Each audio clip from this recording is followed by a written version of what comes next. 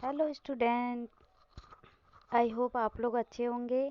आज मैं आपको क्लास 10th का chapter first chemical reaction and chemical equation का टॉपिक लेके आई हूँ। इससे पहले वाले वीडियो मैंने पार्ट 1 बनाया था, आज का है हमारा पार्ट 2 बनाने जा रही हूँ। तो हम स्टार्ट करते हैं।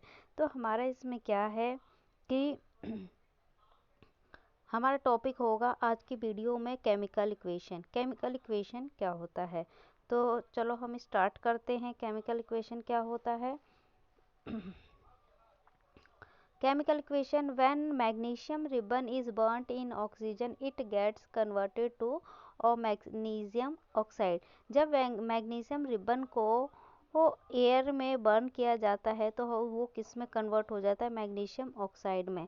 This description of chemical reaction in sentence form is quite long. इस टाइप का जो डिस्क्रिप्शन होता है केमिकल रिएक्शन का वो क्या होता है? काफ़ी क्वाइट लॉन्ग होता है। And the word equation for above reaction would be, जो रिएक्शन हुआ है वो क्या है? मैग्नीशियम को हमने ऑक्सीजन से रिएक्ट करवाया, रिएक्ट मतलब कि रिएक्शन करवा रहे हैं, तो ये वाला पार्ट हमारा क्या हो जाता है? रिएक्टेंट। जब हम किसी चीज़ को रिएक्ट करवाते हैं मतलब रिएक्शन करवाने के लिए तैयार करते हैं तो वो वाला पार्ट होता है रिएक्टेंट। एंड जो हमें न्यू जो प्रोड्यूस मिलता है वो क्या होता है? Magnesium oxide. जब मैग्नीशियम ऑक्सीजन से रिएक्शन करेगा तो हमें मिलेगा मैग्नीशियम ऑक्साइड मिलेगा। ओके, तो यहाँ पे हम देखते हैं जो हमें मिला है, जो प्रोड्यूस हुआ वो क्या है? प्रोडक्ट।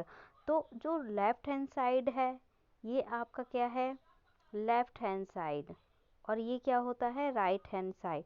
तो लेफ्ट हैंड साइड में क्या होता है? हमेशा आपके रिएक्टेंट होंगे। लेफ्ट हैंड साइड में आपके होंगे रिएक्टेंट और राइट हैंड साइड में आपको क्या मिलेगा? प्रोडक्ट। आगे इसमें हमें बता रहा है कि आगे हम इसमें पढ़ते हैं the substances undergo chemical change in the reaction 1.1। इसमें हमने एक क्या पढ़ा है कि जो केमिकल चेंज है वो क्या है? एक सब्सटेंस है जो कि क्या है? हमें एक केमिकल चेंज दिखा रहा है। Magnesium and oxygen are magnesium and oxygen are reactant. मतलब कि ये वाला पार्ट हमें क्या बोला कि जो मैग्नीशियम ऑक्सीजन है वो क्या होता है? रिएक्टेंट। और जो न्यू सब्सटेंस हमें मिला ये मिला है हमें मैग्नीशियम ऑक्साइड, ये हमारा क्या होता है? एज अ प्रोडक्ट मिला है। And other word this equation show change of reactant to product through an arrow placed between then the reactant right and on left hand side. तो मैं आपको ये चीज़ बता चुकी हूँ कि यहाँ पे जो रिएक्टेंट होता है वो हमारा क्या होता है? Left hand side. और जो प्रोडक्ट मिलता है हमें, जो न्यू सब्सटेंस मिलता है वो कहाँ होता है? राइट हैंड साइड में होता है। तो कुल मिला के आपको जो इसमें यही बोला गया है कि लेफ्ट हैंड साइड में आपका रिएक्टेंट होता है और राइट हैंड साइड में आपको एक न्यू सब्सटेंस प्रोडक्ट के रूप में मिलता है। आगे हमारा टॉपिक है राइट अ केमिकल इक्वेशन। एक केमिकल इक्वेशन को कैसे लिखा जाता है? तो यहाँ पे क्या है? जैसे कि हमारे यहाँ पे ये देखो लाइन दे रखी है कि a chemical equation represent is a chemical reaction. एक केमिकल इक्वेशन ही क्या करता है? एक केमिकल रिएक्शन को रिप्रेजेंट करता है। जैसे formula of magnesium oxygen and magnesium oxide, the word equation can be written. जो हमारा यहाँ पे फॉर्मूला है मैग्नीशियम ऑक्सीजन एंड जो मैग्नीशियम ऑक्साइड है, मैग्नीशियम का सिंबल होता है Mg और ऑक्सीजन का क्या होता है? O2। जब हम इन दोनों की रिएक्शन करवाते हैं तो हमें मिलता है मैग्नीशियम ऑक्साइड। क्या मिलता है हमें? मैग्नीशियम ऑक्साइड मिलेगा यहाँ पे। देन हम इसके बाद देखो आगे पढ़ते हैं कि compare number of atoms of each element on the left hand side and right hand side of arrow. जो हमारा ये क्या है? राइट हैंड साइड और ये क्या है हमारा? Left hand side. जब हम इन दोनों के एटम्स को कंपेयर करेंगे तो क्या इन दोनों के एटम्स इक्वल हैं? अगर ये इक्वल है तो ये इक्वेशन क्या हो जाएगा? हमारा बैलेंस्ड इक्वेशन होगा। अगर ये दोनों साइड अगर इनके एटम्स इक्वल नहीं है तो ये क्या हो जाएगा? हमारा अनबैलेंस्ड इक्वेशन। तो चलो हम इसमें देखते हैं। देखा जाए तो यहाँ पे हमें ऑक्सीजन के एटम 2 दिए हुए और यहाँ पे हमें प्रोडक्ट के रूप में ऑक्सीजन कितना मिला है, ओनली 1 मिला है। तो ये जो हमारा इक्वेशन है ये क्या है, अनबैलेंस्ड इक्वेशन है। ओके, ये कैसा इक्वेशन है, हमारा अनबैलेंस्ड है। तो इस जो इक्वेशन हमारा जो केमिकल इक्वेशन होता है, अगर वो अनबैलेंस्ड है तो उसे हम बोलते हैं स्केलेटल केमिकल इक्वेशन बोलते हैं। ठीक है, जो स्केलेटल केमिकल इक्वेशन होता है वो क्या होता है, burning of magnesium in air. ये हमें क्या मिला है, मैग्नीशियम को जब हमने एयर के प्रेजेंट में जलाया तो हमें एक क्या मिला है, स्केलेटल केमिकल इक्वेशन मिला है। आगे हम स्टेप बाय स्टेप क्या पढ़ेंगे कि जो इक्वेशन है उसे बैलेंस कैसे किया जाता है। तो हम पढ़ते हैं इसमें लॉ ऑफ कंजर्वेशन मास के अकॉर्डिंग क्या है। जो लॉ ऑफ कंजर्वेशन मास होता है इसमें इसका रूल ये कहता है कि ना तो मास को क्रिएट किया जा सकता है, mass can neither be created nor destroyed in a chemical reaction. किसी भी केमिकल रिएक्शन में ना मास को ना तो बनाया जा सकता और ना ही उसको डिस्ट्रॉय किया जाता है। And that is the total mass of the elements present in products of a chemical reaction has be equal to the total mass of the element present in the reactant।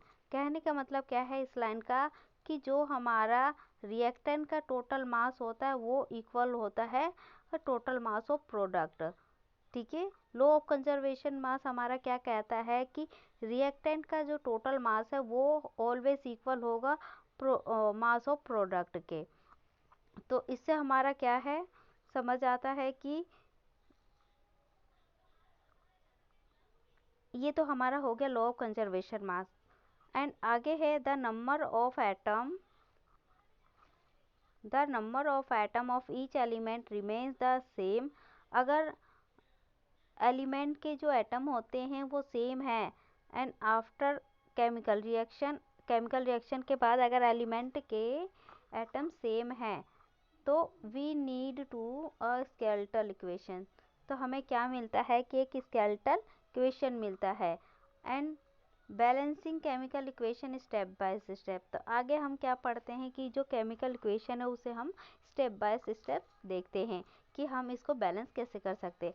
हमें क्या दे रखा है, zinc sulphuric acid and हमने जब zinc की sulphuric acid के साथ reaction करवाई तो हमें क्या मिलेगा, जिंक सल्फेट और हाइड्रोजन गैस रिलीज होगी। जिंक का सिंबल होता है Zn और सल्फ्यूरिक का फॉर्मूला होता है H2SO4।